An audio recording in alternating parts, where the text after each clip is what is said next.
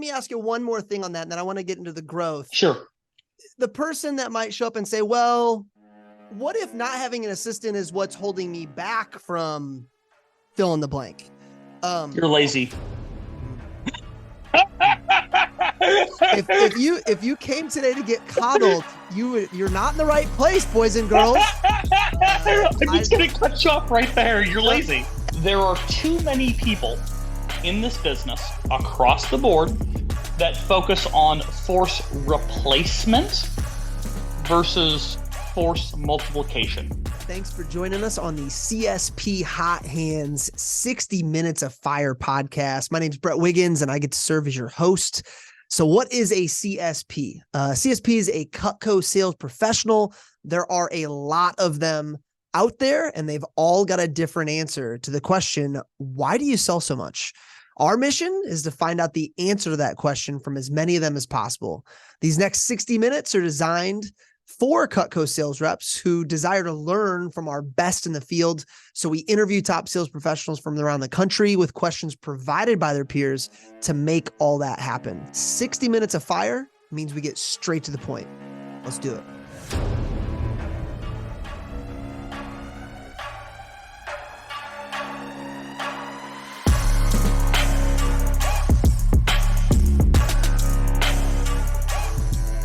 Well, welcome to CSP Hot Hands 60 Minutes Fire, episode number 2. And I'm so excited for our guest today. He is one of the most unapologetically himself human beings in Cutco, Geoffrey Grimes, from our Bellevue office in Washington Division. However, currently in Portland for the day, helping a friend move. So he gives. He just gives and gives. Anytime Geoffrey references a resource that's available to us, he's going to share it with me after our time together, and then I'll make it available to you guys via our typical link. And then, Geoffrey, if you have any scripts, templates, don't feel the need to cover it in detail or share it right this second. We'll share it afterwards so we can spend the bulk of our time on the questions our CSP community has put together for you. Are we ready to jam? Yes, we're ready to jam. Well, I want to thank ahead of time our CSP community in Michiana, as always, for submitting most of these questions. It would not be very fire without their help, more like leftover warm-ups from their microwave, which are still good, but if I was coming up with them, wouldn't be as great. I want to specifically thank Jordan Thomas, Olia Greathouse, Kaiser Schwartz, Chelsea McDougall, Jaleem Baumeister, Reagan Blue, Han Garrett for all submitting questions to help us out. So first of all, Geoffrey, how long have you been selling Cutco? November 9th, 2002. So in just a few weeks, will be 21 years. I love it when people know that. I love it. My career is almost old enough to drink.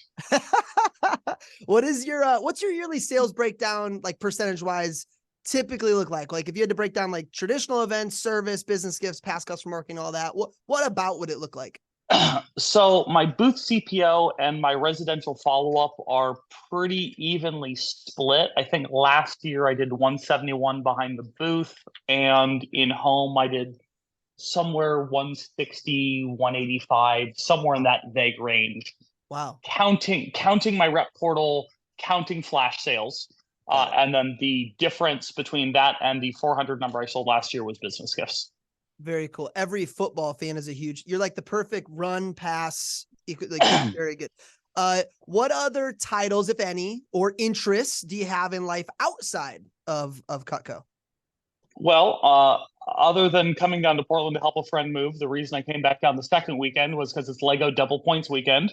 Oh, let's go. There's no sales tax in Oregon, and my truck is literally overflowing with Lego. It's an F-150. Okay, follow up to that then. What's your favorite Lego project that you've ever completed? I'm a big fan of the old monorail stuff from the 80s and 90s. Currently, I'm a big Star Wars nut, so there's a bunch of Star Wars themes, but I grew up on the classic castle and classic space. And when I bought the new house in 2021, it was designed around the Lego collection. I'm not kidding. I've got a fun Cutco alumni follow for you. You might already follow him, Robert Alcantara. I'll share it with you. He does some of our national social media stuff now, but he is full on Lego influencer, creator, everything. you guys should definitely get together. You just moved out to Austin, so a little bit closer than Michigan, but still pretty far away. Yeah, it's a triangle. What's the last fun thing you did? And it could be yesterday, it could be this morning, it could be 2 years ago. What's the last fun thing you did when you weren't selling Cutco? I'm a huge underground music enthusiast. You'll see me anytime I'm not working wearing a band t-shirt. I think today is a perfect circle.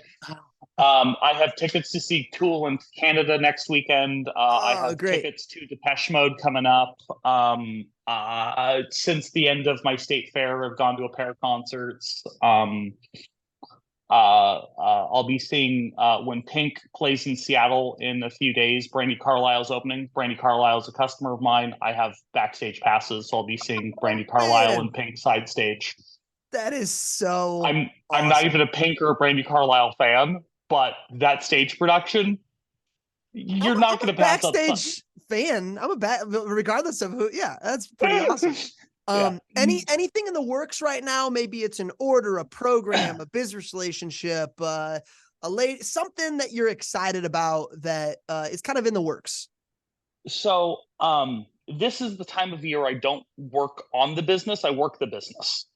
This time of year I'm executing. So excuse me, now is not the time of year I think about that question, because every state, every region, every community kind of has its fair and show circuit. And I'm kind of like, I'm known as a heavy fair and show guy. I'm only doing like 12, 13 events a year, but I'm apparently known as a heavy fair and show guy. Okay, I'm not.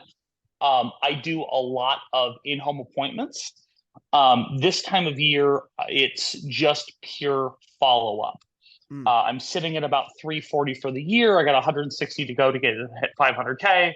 Last year, I did just over 400. So the big thing I'm focused on right now is how many years does it take me to move from 400K in annual sales to 500K in annual sales?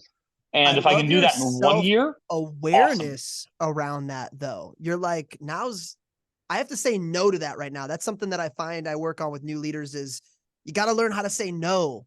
And for you, it's like, it's the wrong time. It could be the best idea in the world, but now is when I'm a return on investment of doing the things, not thinking about the things is high. Good for you. Let's dive into this. This was something that came up in one way, shape, or form in many of the forms that got submitted, Geoffrey, and that's, what does your yearly planning session look like? That's very open-ended, and it's meant to be like, when you hear that, like, what's your yearly planning session look like? When is it? Where does it happen? Who's involved? Like, what is that for you? Okay. So in manager terms, you have this thing called golden period right at the beginning of summer where you launch everybody. Yep. As a fair and show rep, golden period is the slew of state and county fairs kind of wrapping up summer that in theory gives you a ton of leads that can carry you into next year. So for August and September, I have a lead goal because there's a certain amount of leads I want to collect during those precious 7.5 weeks that will be responsible for 40% of my annual service calls. Okay. So my annual planning session for 2024 started with my leads goal for fair season, which that goal was set in June. Okay. Yep. Right now, fall campaign is creating the momentum for 2024. I'm trying to have my very first 200K campaign. Never cracked 200K for a campaign. I think last year I did 181 or something for fall, and the year before I did 179 or something, and another one I did like 184. So I'm cracking, I'm right up against it. Yep. Right. So, that's kind of when I start thinking about it and how I lead into it. Now, the physical planning, and this is going to drive some people nuts. I love it. I don't think about a year. Okay. I don't think about my year at all. I've thrown the year out the window. I think about campaigns and I think about the month. The reason I think about the month is a 5K order has the potential to impact your week. It will certainly impact your day. It will not impact your month. If you're actually working in the business, a 5,000 CPO order over a month is exactly the same as a peeler if you're working the business. So I'm thinking about each month what shows I have, what appointments I have, what spaces I have for appointments, and what fun stuff I'm doing, right? And so then I think about what my best of, let's call it January is. I think about what my best January is. I think about what my January this year looks like. And I think about how January is going to fit into my spring campaign. And then whatever happens for January, the moment January is over, I forget about January. My last appointment of January, I normally do a 7 p.m. on a Monday. So I get done with that by like 7:45, 8 o'clock. By the time I'm out of that driveway, I've forgotten what I'm at for January because February is the next day. And I'm just focused on the production for February. And if I'm down a lot for January, I just know I need to adjust a little bit. Okay, fine. So what I'm doing there is I'm removing some of that emotional roller coaster that some people will have because I'm focused on working in the business and I have a metric crap ton of appointments in front of me at any given time. I think right now in my fall campaign, I have somewhere in the ballpark of 80 or 85 appointments. Geoffrey, that was one of the questions scheduled. that came up was, you are known for having tons of appointments set up into the future and planning, months in advance in some cases. What does that look? Because I think when a rep's brand new, that's a fear that is kind of instilled in them, right or wrong, that, hey, don't schedule too far in advance. Don't do that. And I think as somebody gets more veteran like yourself, you can learn how to do that effectively. What does that look like for you? Why do you think you're able to do that and not have it hurt you in terms of reschedules, cancellations, or what may have you? Excellent. So I mentioned to you before we started recording that the call, or based before the call, the reason that I'm down here in Portland is because I had a migraine last night. I was supposed to be doing appointments today. I had 4 or 5 appointments today. Okay, can't do them. Terrible migraine, out of commission, wasn't going to be anywhere near them. So I had to move them. Okay, yesterday was the 15th of October. Okay. The first of those 4 or 5 appointments from today was able to get squeezed into my schedule on the 19th of November, a month out. Wow. My customers know I'm busy. I have a full schedule, right? So this ties in perfectly to what I was just talking about with the schedule. Mm-hmm. So up until 2019, I did all my phone time myself. 2019 is when I got my assistant. At this point, I now released my schedule to my assistant about 3 times a year. The third one is right after my 20-day fair, which was about 2 weeks ago.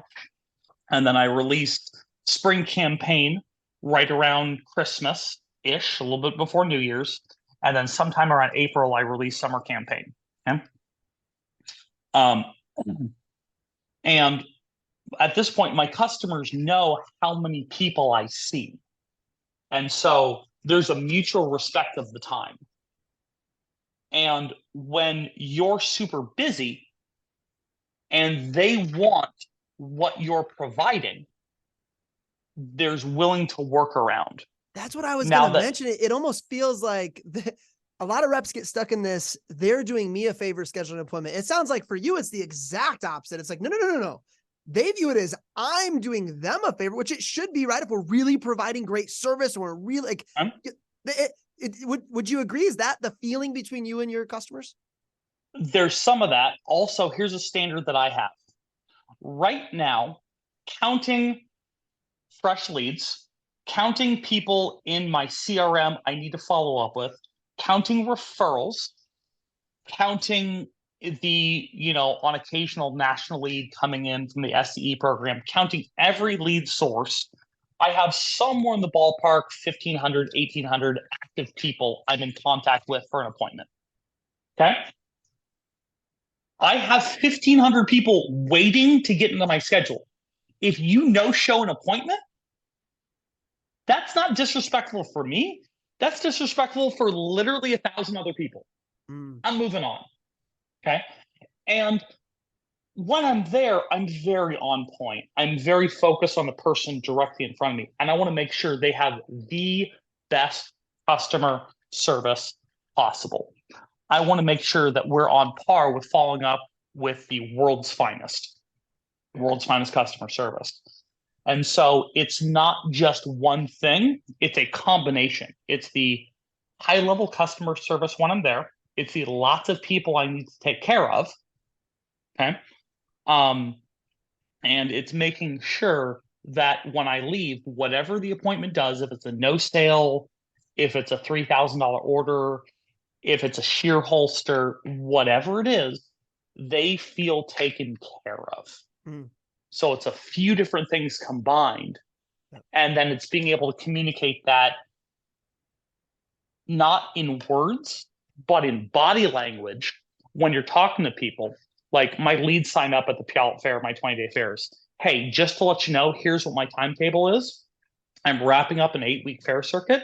I have a whole bunch of people I'm following up with. This time of year, just to let you know, I tell people between November and April, hopefully by the end of the year. Right. But we'll definitely get you in the schedule, definitely get you taken care of. It's real. It's not, that's real urgency because you've created a business that is real urgency. I think that's great. You brought up scheduling assistant. What were you at in your career? You said it was 2019.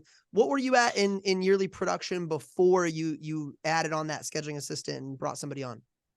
So 2018, I started coaching with Curtis Jacuse. And the very first year, Curtis is like, Geoffrey, get an assistant. And I was like, no.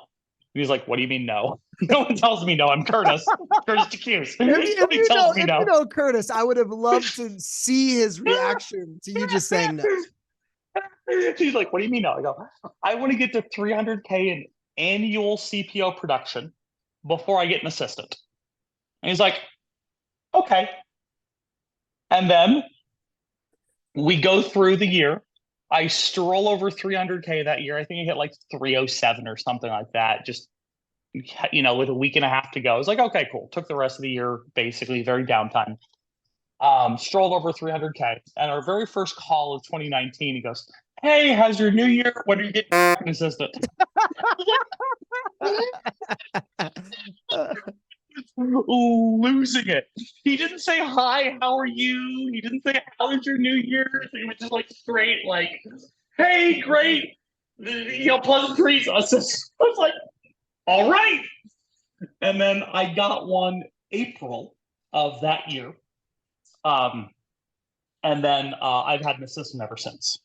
So do you feel, I don't want to assume, but it feels like I was going to ask, was that late or early? You'd say it was late. I should have done it. I should have listened earlier. Or it was like, hey, that was the right timing for you, or? No, not at all. It was a perfect timing for me. Cool. Okay. There's too many. So let me give you the basics, step out of the assistant and the appointment and step into how much we actually make. Okay. Yeah. Last year sold 400 grand, not even 401. So 400 divided by 2, it's 200 grand. That's pretty simple math. Okay. Some people have the delusion and the misunderstanding that we profited 200 grand last year. That's laughable. This is one of my biggest pushbacks on any time that we are promoting anything when it comes to income is we need to promote profit, not who cares how much revenue you have? It's like, how did you create it? Right. So you're saying, hey, we need to start in reality here. So yeah, go ahead. 400K in a year, 200K in commission. Awesome. But yeah. Cool. So there are two primary resources we have as business people: time and money. Okay. Up until 300K in annual CPO production, I was more comfortable spending time. Okay. Doing my own phone time, everything else. Okay. And that had me working about a 55-hour work week, which is kind of my sweet spot. I have ADD that makes me happy working like that. Okay. Yep. I'm not promoting that someone has to do that. That's my particular schedule. Yep. Okay. So at 300K in annual production, at that point, I was in a fairly serious relationship. Um, Unfortunately, it didn't work out, but okay, fine. I wanted to start spending some dollars and replace the time. So I got an assistant. um, and I spent the first few months of 2019, or first month or so looking at assistant. Then I had a very serious head injury, February, and I finished off spring campaign down about 50K. Now, if people know my numbers, like sometimes I'm down and I'm like, it's like $1,300. Like I'm not down 50,000 for a campaign. That's not a normal number for me, right? I think the previous year I did like 113 for spring, and that year I did like 57 or something. Like I was down. Okay. So my original assistant started with me. And then that year, the whole focus was just grow. Like, I don't care if it's I don't care if it's a quarter CPO. Growth is growth, because being able to grow after spending February, March, and April sitting on a couch doing concussion protocol in a dark room. So, long story short, I grew in 2019. And I was like, okay, the assistant's a really, really good idea. Mm. Also, as someone with anxiety and depression, the assistant helps me out a lot, because for whatever reason, I get massive amounts of panic and anxiety checking email and voicemail.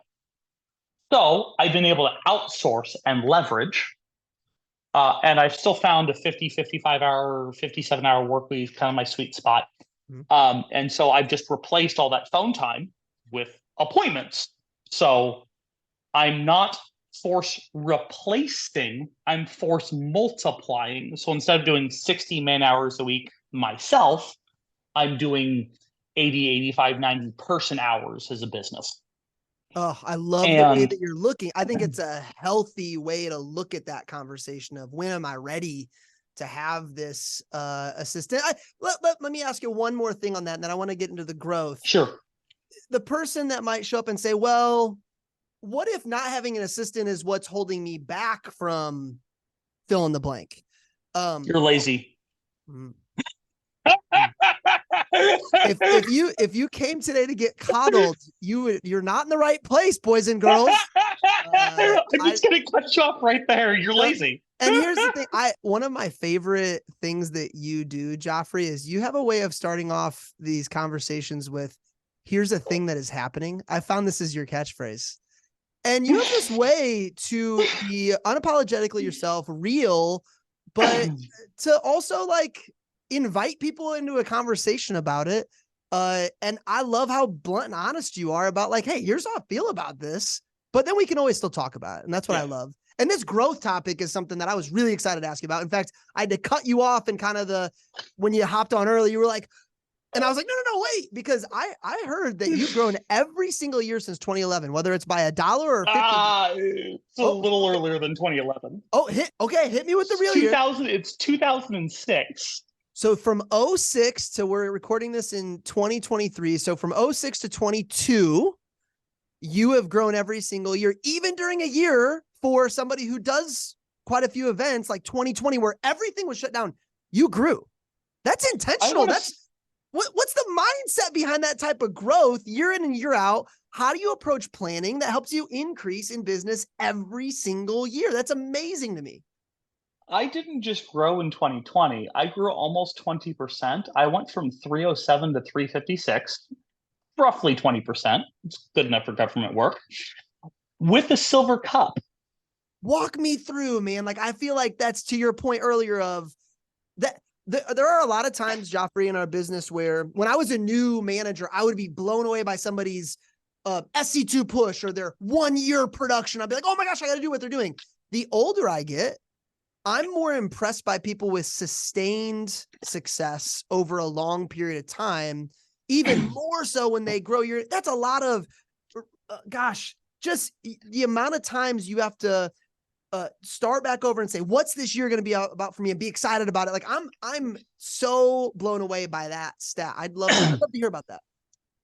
So at this point, it's not about Hey, like what's the next big goal? Like I'm excited about the next MacGuffin, the next carrot. It's cool. How can I do more with less? Okay. Or how can I do more with the same? I think that's something everybody can get excited about, for sure. Now, to answer the, get an assistant that's holding me back. Okay. There are too many people in this business across the board that focus on force replacement versus force multiplication.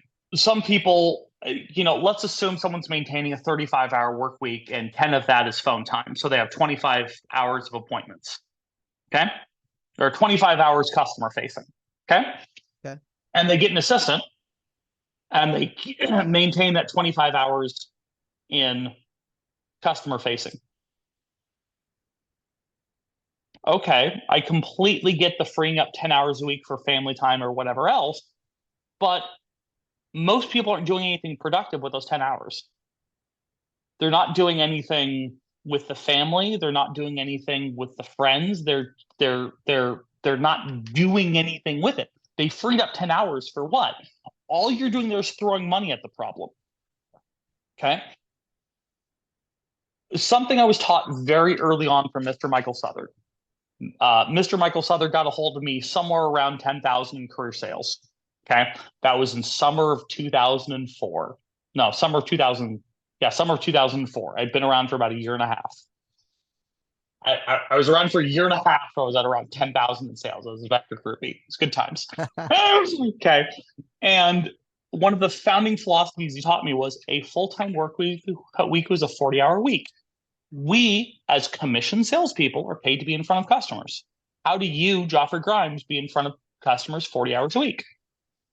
Some of that 40 hours a week is phone time. Some of that's drive time. Some of that's the actual appointments, right? If you're doing phone time, how long does it actually take you to set up an appointment? Is it 10 minutes? Is it 30 minutes? How many minutes of phone time does it take to set an appointment? Plus the drive time from appointment 1 to appointment 2, plus the appointment. And that was about 2 hours. All that math combined. Yep. So doing 20 appointments a week was a 40-hour work week. How do I work 40 hours a week? Okay. That was a founding principle from summer 2004. That has kind of become a fundamental pillar. It's not even something I think about. It's like brushing my teeth. It's okay, I have all of this stuff in my week. I have all this stuff in my month. How do I fit 4 40-hour work weeks? For instance, we met earlier this year at NET. Okay? NET looks like work, smells like work, tastes like work. We're commission salespeople. That's not work. That's education. It's training. It's not work. So I got back from NET and did 4 full days of lots of appointments. I think I did Friday, Saturday, Sunday, Monday, those 4 days. I think I did 7 or 8 appointments each day for those 4 days to really crank out and crush that sales week. Okay. So it's maintaining what is an actual work week for me, plus what do I want out of my month, plus what else do I have going on that particular week, plus what does that week look like compared to the rest of my month, right? I love that you're really a yes and person. Like you talked about all these concerts you're going to and these things you're doing, helping a friend. It's yes and. I love that's. I mean, this is the first time I'm hearing it described as forced multiplication versus forced replacement. That idea is going to stick with me. I'm excited to look at my calendar and go, what am I missing here? Which leads me to a really important question when we're talking about yes and. In 30 seconds or less, I need to know who are some of your favorite Pacific Northwest bands of all time. Richelieu, a C2, the Melvins, and the Melvins is really who Nirvana was trying to be because Kurt Cobain couldn't get into the Melvins. And the most influential band of all time for me in the entirety of my music History is the band the Murder City Devils. Murder City Devils. City I Devils. hope that their hits on Spotify skyrocket after this episode. Love it. I have just given you some very, very deep divey Seattle music stuff. So Pretty what you're Girls saying Make is Graves is up there. I should go in and Fresh edit Espresso. this and say viewer discretion advised before they dig into this rabbit hole of music we just uncovered. I mean, I haven't given you anything really explicit like Electric Hellfire Club, but I love that you stuck it in there. I love it. I haven't given you anything really heavy like Opeth. So I love that makes complete sense. The growth, it's some people think I gotta work harder. The only way is to work harder. And there are some people, to your point earlier about being lazy, that need to hear somebody tell them you need to work harder. But at some point, your body will tell you, hey, I can't go any harder. So it's replacement through and forced multiplication. I love that versus the replacement of it. There's one other piece I want to add to this. Go ahead. Yeah. At the very end is an exclamation point. It's fairly well talked about in the company that I have anxiety, I have depression, I have ADD. I'm a neurodivergent person, however you want to phrase that. Yeah. Okay. One of the things I was taught very early on as a rep, the physical body does not know the difference between a day you're planning on working and didn't, and a day you actually worked. So a carrot is the CPO, the income, the trophy, the thingy. A stick is you planned a 5-day work week. You work 3 days. 2 days you didn't work.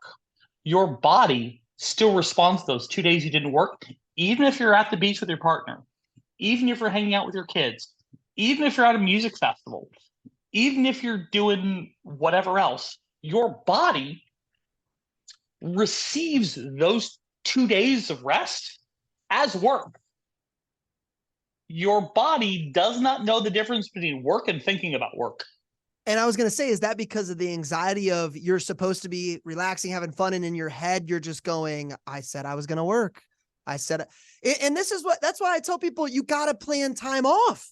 You have to, because you're going to end up taking it either way, but you're going to feel like crap about it the entire time. And then you didn't take the time off. Oh, Geoffrey. I see in our Zoom audience here, I see some head nods happening. See some head nods. I love that. I love that point. And I think just knowing that it allows people to give themselves permission to take that time off. Absolutely. The most important part of my week is time off.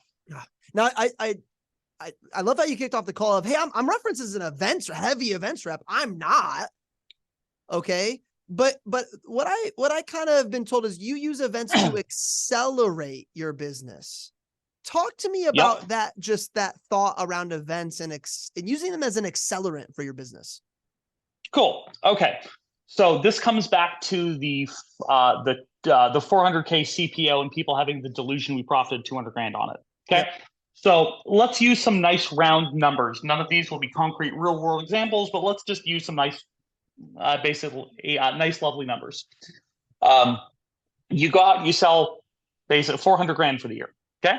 Your show costs are, let's call it 40 grand because you're doing a show most weekends, shows about $1,000. Okay, fine. Okay. Then you have marketing, then you have CRM, everything else. And so your business overhead, if you're only doing shows and you do about 40 of them over the year, works out to being somewhere in the ballpark of $70,000 when everything's said and done. And people get really, really upset when I actually start hitting their numbers right on the nose. I had a new mentee who started with me at the beginning of this year, and he had sold just shy of 200K last year. And on our very first phone call in about 12 minutes, was like, so you made about 35 grand last year. And he's like, huh? And then he did the math. He's like, I was like, yeah, you made 35 grand selling 200 grand. So if you only work shows, $1,000 expense creates 5,000 CPO. Okay, 5,000 CPO divided by 2, $2,500 in profit, minus $1,000, you'll walk away with $1,500 for 3 days of work. Okay, fine. Okay, now let's assume at that show, for the same 5,000 CPO and the same $1,000 expense, you pull 15 leads. You go out, you do the 15 service calls, and all of a sudden you sell an additional $5,000. The additional $5,000 didn't cost you anything. You already spent the money. Okay. So instead of walking away with $1,500, you walk away with $4,000. 10,000, $5,000 from the show, $5,000 in follow-up. 5 plus 5 is 10. Joffrey, I feel like reps, I feel like they know that. They're told that by their coordinators over and over again, but you using the factual data of here's what it looks like financially. I think a lot of people, when they understand that, and you obviously understand it very well, that's why you harp on the follow-up, the service calls, the everything after the show. That word accelerant makes so much more sense to me now. To put Chelsea McDougall on the spot. Love you, Chelsea. You're adorable. And she's turning beet red right now. She already knows what I'm going to say. I've had this conversation with her for the last 2 years on the rep trip. 2 years ago, when I met her for the first time in Cancun, she had sold ballpark 180 grand behind the booth. I had sold approximately 180 grand behind the booth the same year. I sold 370 that year. She sold 180. She's a 400K shipper. She just doesn't do the follow-up. Love you, Chelsea. He's like, your willingness to be kind versus nice is, I love it. I really, you really care. Speaking about service calls, that was, you are, I believe one person, I think it was Kaiser in his forum said he is a service machine. And, what was the needle mover, or was there ever a needle mover for you in closing percentage on service calls on average order? Like what was there ever an aha moment for you with service calls that really made it from like, I need to do these to I love to do these to what was it for you? Awesome.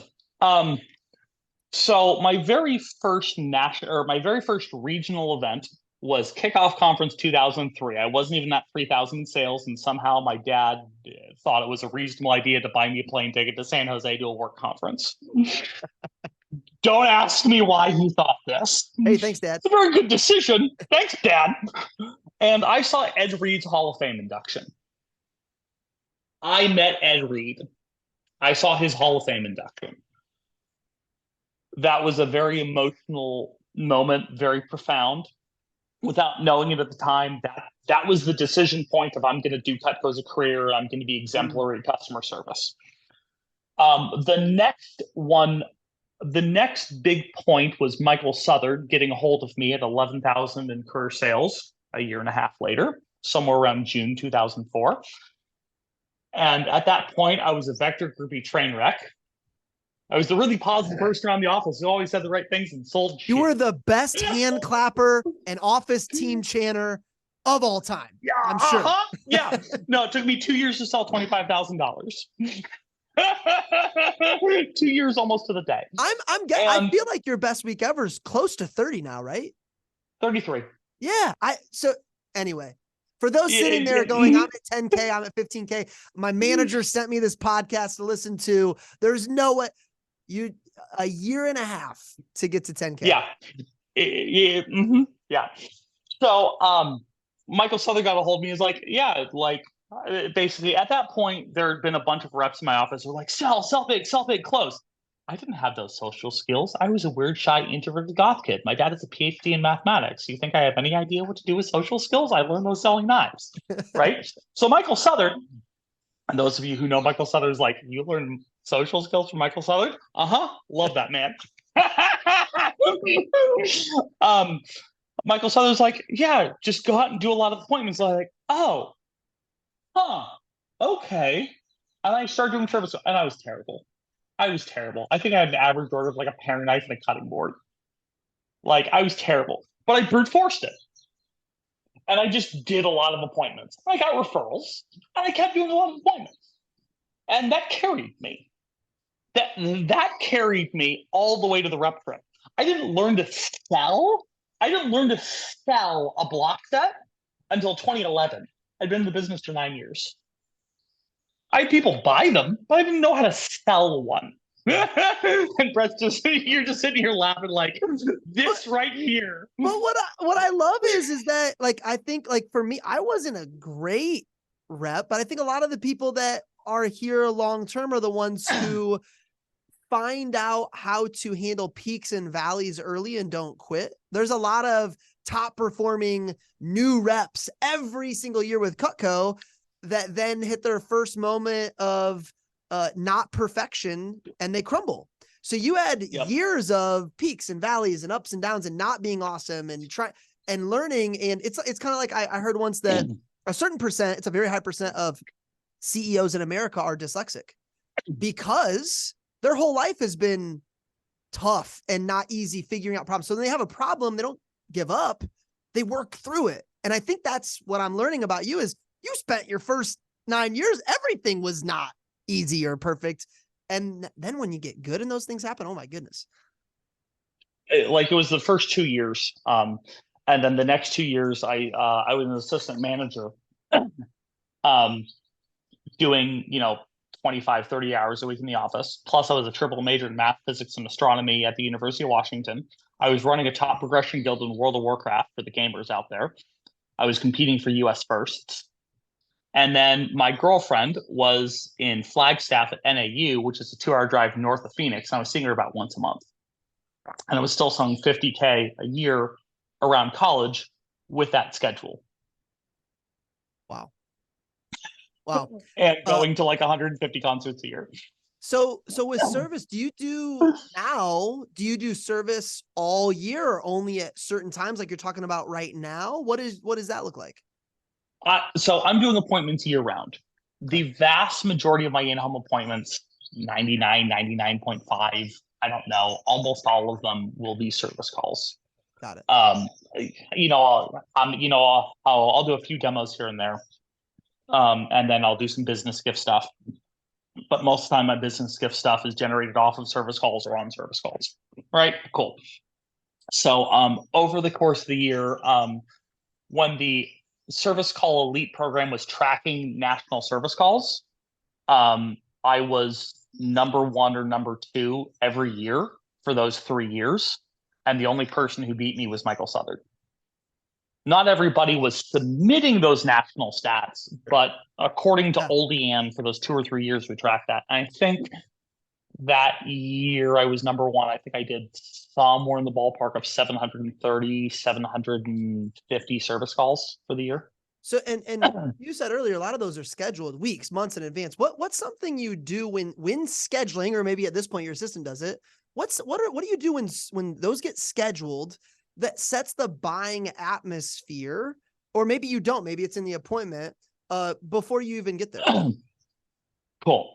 So my assistant's doing 99.5% of my appointment scheduling. So there's a couple different lines I do. One, at the end of the service call sign up at the booth, at the booth, I go, perfect. Did you want to take a look at anything else today? Yes, no, awesome. They basically after that exchange, I go, perfect. Just so you know, when I come out, I'll have all the new stuff with me as well, in case you want to play with anything. Thanks a bunch. We'll be in contact. And then when my assistant is scheduling the appointment, the very last bit, the very last message, the very last line on a phone call is, perfect. We have you down. Geoffrey will see you at date on time. And if you want to play with anything else, he'll have all the new stuff with him as well. And also all the specials, because there's a lot of specials going on right now. So it's just a quick, simple little end line. And then as I'm walking in, sharpening and servicing, there's another little line thrown in there, and it varies based on the conversation. Some people are like, I already have my windshields. I go, awesome. Other people are like, yeah, it's like, okay, cool, no big deal, right? But there's just like, it's a small little one-liner. And then if someone's like, oh, I want to buy stuff, I go, cool, awesome. Let me get your stuff taken care of first, because I want to make sure your investment's already taken care of. But don't worry, we'll come back to that, and we'll talk about basically the other stuff you want to get. Love it. Okay. So you're scheduling those somehow that expectations getting created beforehand. Many of those getting scheduled directly from the booth. We did have a couple. Nope. I have zero direct schedule from the booth. Oh, okay. So you're generating leads and then they're getting scheduled after the fact. Yep. We do rep of record check on appointment leads as well. Got it. And I'm a huge proponent of that because that means the customer is getting continuity of customer service from the same rep, continuity of care. There's no high pressure to sell anything because that rep has gotten all the CPO off that, basically off that rep. And so I want to make sure that I'm not accidentally seeing someone else's customers. And also, if I accidentally do see someone else's customers, because we have a pair, basically, there's myself, Michael Southern, Judy Sue. All of us are over 400. Michael Southern's over 500, possibly 600 this year in annual production. We have a lot of customers. Plus, all the new kids are selling 300 grand. If I accidentally sign somebody up and accidentally do that service call, I'll transfer that order after the fact because that's their order. Oops, sorry, no problem. I something that through coaching our events teams with Josh Mueller that I've found to be true is the more ROR, the better. You know, it really is a team effort, and that leads me to one of the questions I got submitted a little late. Didn't know if I'd get to it, but Benji Lehman submitted this one, and I love it. He has made me aware. He's great.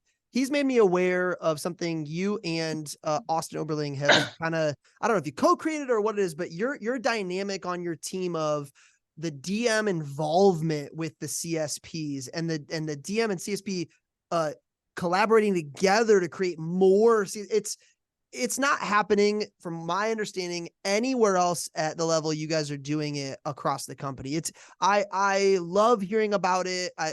Austin is such a brilliant mind. Talking to you, meeting you at Net, I don't know what I expected, but I did not expect what I met. What I met was like, whoa, and I mean that with so much love, man. Like it was so cool. So what can you speak to in terms of like, what is that collaboration with the CSPs within your team and the DM that you feel like is happening for you guys that might not be happening elsewhere in the company? Ooh, you asked me a loaded question. I'm not sure you want me to answer that on a recorded call. But hey, you decide, man. I'm just asking the questions over here. You can take it wherever you want. Cool. So one of Austin's really big thrusts as a manager is making sure his people make money. Okay. I think Austin's lifetime PPR is like 6 or 7 grand or something. You'd have to ask him what his lifetime PPR is. Okay. Yeah. There was one summer that we produced, 1 year we produced, I think it was 18 reps over 30,000 with a PPR that summer of like 9,100 or 8,900 or something. And this is on like 57 recruits. 5, 6, 7, 8, 9, maybe 10xing some of the other offices in the nation. This is a big shift. He's invested in making sure his people make money. It's coming from the right place. Okay. Yeah, it's coming from the right place. And I was like, okay, awesome. This is something I can dig into. This is something I can get into. This is something I can pour my heart and soul into and help support. Okay. So that was Austin's really big focus. And with that, because I've done everything in the business except have my name on the office door. Sure. John Bedford, Kirkland office, 2009 through 2014. I was running his key staff. We won a Silver Cup. We had 2 or 3 years over 1.5. I ran the key staff organization. The key staff was responsible for $1 million in business. We did over $1 million in new business one of those years. We've done a lot. And so I took all that experience and plugged it into Austin's office. Austin has done a lot with making sure his people have all the tools, whether that be planning, whether that be assistant, whether that be incorporating, whether that be just all of the stuff. Yep. There's a lot of bleeding edge stuff. And he's trying to provide tools for his people so that way his people have whatever tools they could want to have accelerants in their own business to make sure they're making Give me an example money. of maybe one tool that Austin has, whether he's providing it or you guys collectively are using it. What's one that you feel like has had a big shift for you, that's provided something for you? One of the big ones this year was I finally got incorporated. Huge. I just got incorporated this year. Lotho Manor Incorporated, Lotho Manor Inc. If you're a Star Wars nut, you can ask me about that deep cut reference. If you're not a Star Wars fan, don't worry. And was that through his encouragement? And he said, "Hey, I want to pay for this process for you." Like, what did that look like? Oh no, not at all. I paid for the whole thing. So, so I encouraged Austin a number of years ago to start doing a once per campaign intensive key staff all day level meeting. Yep. And it started one thing and it's kind of grown. And this year we did a 4-day retreat over Memorial Day weekend. So a lot of people are partying over Memorial Day weekend, and we're sitting in a cabin in the woods digging into work stuff, and people zoomed in, and I was like, awesome, basically. And one of the guys called and gave some basic financial education, and one of the services they did was incorporated. It's like, awesome, let's, hey, awesome, great, let's do this. Awesome, let's get this rolling. I think those are the type of things that a lot of times as a DVM, we're naturally giving our management candidates, but for whatever reason, our CSP and our sales leadership team, we're missing the boat on that. So I love hearing that, just getting that type of access to those types of individuals. Huge, absolutely huge. And that key staff crew, what are some keys that maybe you've taught some of those newer CSP candidates that have kind of shortened their learning curve from your own, that have helped you guys kind of create this powerhouse crew? Is there anything that comes to mind when you think of, hey, I taught somebody aspiring to be a CSP this, and I wish I had known it earlier? Oh, there's so many of them. So this is, I'm really instrumental in the office. Not taking anything away from Austin, and certainly not taking it away from Nine, who won a Silver Cup last year, Anastasia, who got married this year, won a Rolex last year, and bought a house this year. Yeah. Certainly not taking anything away from Zane, who won an All-American every campaign for the last 7 campaigns in a row. They're rock stars. I'm just dumping extra gasoline on their fire. Yeah. Okay. One of the things that Austin does at those retreats is he makes sure the people in attendance are submitting things that they want and need and would like to help accelerate their business. And sometimes I'm the person giving advice, insight on that. So I'm a big stats guy. I have stats up the wazoo for all over the place, for all kinds of places. And one of the things that I've helped with a number of people is the stat tracking to remove the emotional roller coaster out of the highs and lows. Another place is every person has a personality. That personality eventually will slip into your sales style. You'll develop a personality with your customers. It's only natural, right? Myself, you, and Han are 3 very different people. I adore Han. Han's amazing. Very different person than I am. Awesome. Right? They're going to develop their own personality on their appointment, just like you would, just like I would, just like Michael Southern or Curtis would, just like Deanna would. We're going to develop our own personality. And so helping people use the stats to remove the emotional roller coaster, but then also helping them own who they are and matching up their personality and with their sales style. Yes. This is something I talk about with new managers, is that, hey, don't be Dr. Jekyll and Mr. Hyde. There shouldn't be an interview version of you and then a training version of you and then a team. You should always be the same person. You learn from the best, but then you got to internalize it and make it your own. And it feels like you've really encouraged others to do that. Yeah, Anastasia is a much more conservative person than I am. The house that she's putting together with her lovely husband, who's also the Tacoma district manager, is described as grandma chic. Right. It's just like I adore you. Everything about you breathes and bleeds you. You should do that. I have no interest in any of her motif. That's irrelevant. Her life isn't mine. She should be empowered to run her life. That's awesome. So what you're saying is she's not wearing a Tool t-shirt today. I don't think she knows who Tool is. Okay, I think if you said Tool, she'd be like hammer, drill, paintbrush. I've got one last question for you, potentially two, depending on where this goes. But I gotta know, what's something, Geoffrey, that I should have asked you today that would have helped our team? I've met Benji, Chelsea, your Fair and Show team through Mr. Rob Steiner. And your team, basically the Fair and Show team there has the best camaraderie I have ever interacted with on any Fair and Show team at any point at any time of the company. Oh, wow. Y'all doing a great job on community. The nut that needs to get cracked is how to do the follow-up and the service calls to take someone shipping 150, 200 grand a year behind the booth and turning that into the proper 400, 500K in annual CPO it should be. But if you're selling 200K behind the booth, you're a 500K. But Geoffrey, rep. It makes sense. We have a group of reps in on one of our teams that are kind of stuck between 175 and 225. And you're right.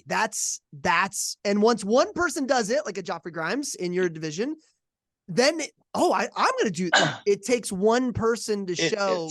I'm not sure you asking the question, but the topic is, okay, I understand you have a family. I understand you have goals outside of the business. Awesome. What are the commitments you need to make your business more even keel? So that way you're actually producing the 300, 500 that you're very capable of. And frankly, already there just missing this pillar. This pillar it's not a piece, it's a pillar, right? There was a CSP who was a coordinator. I don't remember the gentleman's name. I don't remember what area he was at. He was came out of the gate first year as a coordinator, sold like 125, 130 grand. And then slowly decreased, and then slowly decreased, and slowly decreased, and slowly decreased, and kept decreasing. And finally, he was struggling to get over like 50 grand every year. And one of the years in there, he was asking me, he's like, I'm just stuck at like 75 grand, and I haven't done 100K for each year for the last couple of years. What am I doing? I go, well, how many service call leads do you have to follow up? He goes, oh, dude, like 3,000, 2,500. I was like, and I literally fell on my chair. I was like, what the are you thinking? That's your problem. People are coming up pissed off because you told them you're going to sharpen their knives 4 years ago, and you ain't done it. So you just been lying to people. So now everyone's grumpy. That's your problem. Quit doing shows. Stop doing shows for 6 months. Do appointments. And then that person left the business. Hey, you know what? We got to make them aware so they've got a shot, and then it's up to them. When I choose the snippet to preview this episode, I might have to use the last 45-second rant. I might have to. Geoffrey, I just cannot thank you enough. I know we got to know each other a little bit at Net, and you graciously gave me some time and even some feedback when I asked for it. And I appreciate your kindness and how much you care about everybody around you. And a lot of people mistaken that as being nice. I think I started to talk about this earlier. Sometimes it's in the form of brutal honesty, but man, I just know it always comes from an amazing place for you, because you want to see people do what they're capable of. And I think we're in such a unique situation here at Cutco where leaders like yourselves are like so willing to give back during one of their busiest stretches of the entire year, like yourself. So seriously, thank you so much.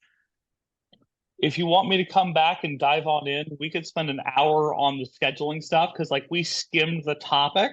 I So there's can't a bunch wait. of things like we didn't even like skim the top of. Like we grazed the top of the foam, but we didn't. And I'm get also through, going to like, dive into a stat that I heard you have found, which is CPO produced per activity. Don't say anything yet, but that's going to be on the return episode. Don't miss that one, as long as we've got upcoming CSP High Hands interviews with Jess Meiser, October 17th, Rob Steiner, October 24th, A.B. Muller, October 26th, Dante Reynolds, October 30th. Forms to submit questions like you did for Geoffrey today for upcoming speakers will be out soon. Jess's is already out. Last chance to submit is tonight for those of you watching this live. We will see you next time. Geoffrey, thank you so much, man. Thank you so much for listening and watching. All resources from today can be found at bit.ly/CSPHH folder. That's bit.ly/CSPHH folder. If you want to be a member of our live Zoom audience for one of our upcoming shows, just email bwiggins, that's BWIGGINS @vectormarketing.com, and we'll get you that info. And if you loved what you heard today, I would be honored if you followed, subscribed, or even rated us on whatever platform you use to find our 60 Minutes of Fire. We'll see you next time.